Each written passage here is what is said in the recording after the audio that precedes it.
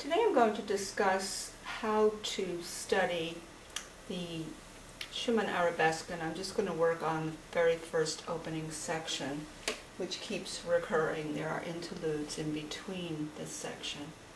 First thing I do, this is Romantic era music, which has a bit of complexity, because Schumann wrote this particular piece, among others, in a way that you feel like you need at least another pair of hands. So what you want to do here is isolate each voice. There are actually 4 distinct voices in this opening section, and that is a soprano voice, an alto voice, a tenor, and a bass. I start with the soprano, which is the most lyrical, most beautiful melody here.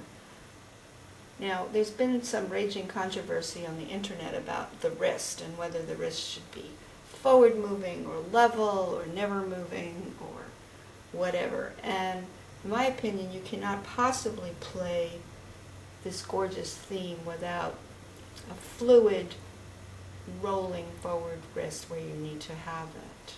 It's a dotted 8/16 rhythm, legato, which does suggest that you will come forward with your wrist quite naturally if you really want to get the essence of the shape of this theme.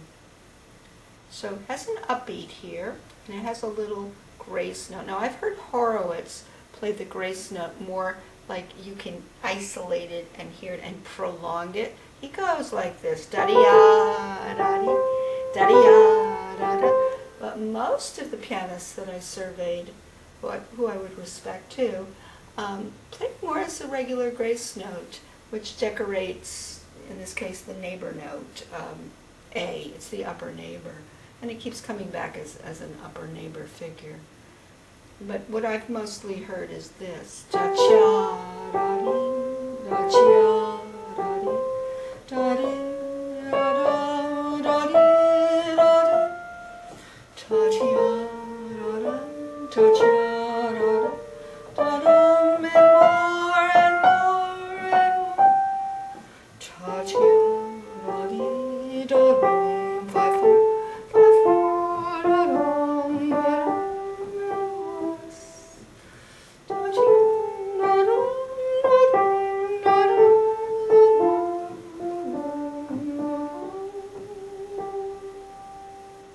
And you can see the wrist is naturally moving forward where it has to.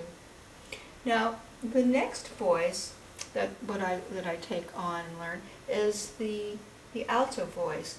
And the alto voice has a double stem on the first of the 3 figures that it presents with.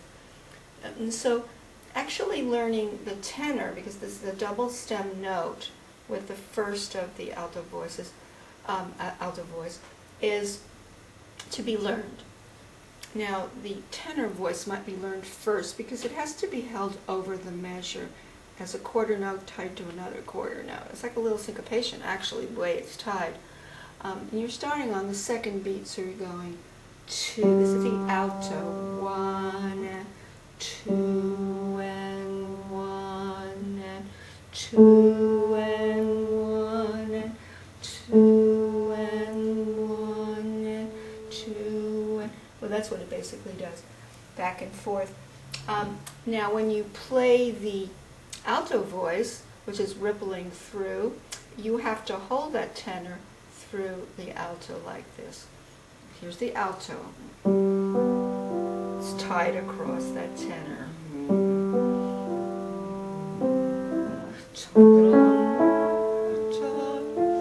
Lean, toddy, toddy, toddy, toddy, toddy. Goes up now, the alto. A little more.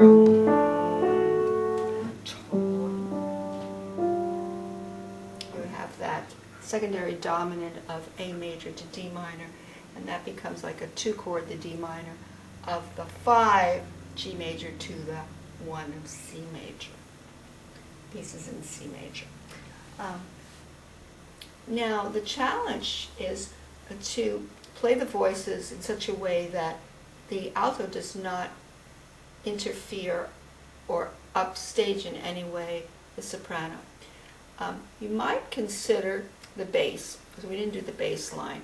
The bass line is going D, less C, lean G, less C, and Fa, Mi, Re, Do. I use solfeggio, especially if I'm going into another key and I have a movable do. Fa, Mi, Re, Do leads me to then D minor there.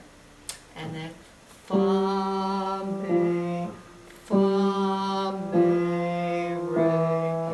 Do, Do. Now that's where you cannot physically play that legato in that left hand, because what's going to be above that is going to preclude your playing those bass notes there legato. However, at the beginning, when I did this descent, it will be able to be played legato based upon what's above. And there's a finger switch there. There's 3, 4, 5-4, 5. You might do something like this as you're parceling out the voices, layering. Oh my God, there comes a motorcycle. That's the right place for it when we're not playing. So you might want to do the soprano voice and the alto tenor voices. So you ripple through the alto as you're playing soprano. You don't want the thumb of the alto voice to be considered part of the soprano. It's easy if you plunk down on it too hard for it to interrupt what you want to bring out on top. That's a challenge. So you want to think this. See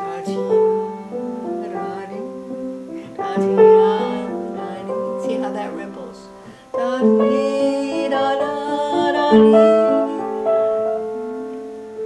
I did that wrong there. But anyway, that's what the challenge is there. You could also do the bass and the soprano. So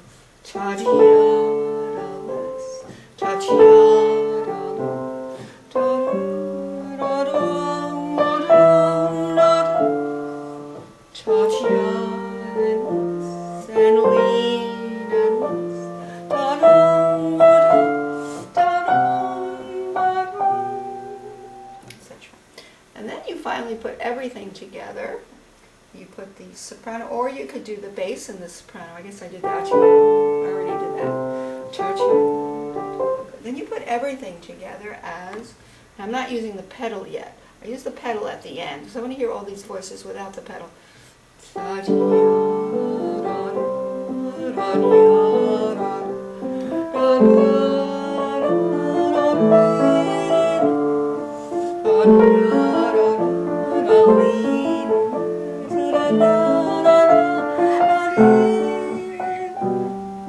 it sounds like I have a lot of gaps there, and that's because when the pedal will be down, it'll be easier to disguise those big spreads that, challenge the hands to play legato.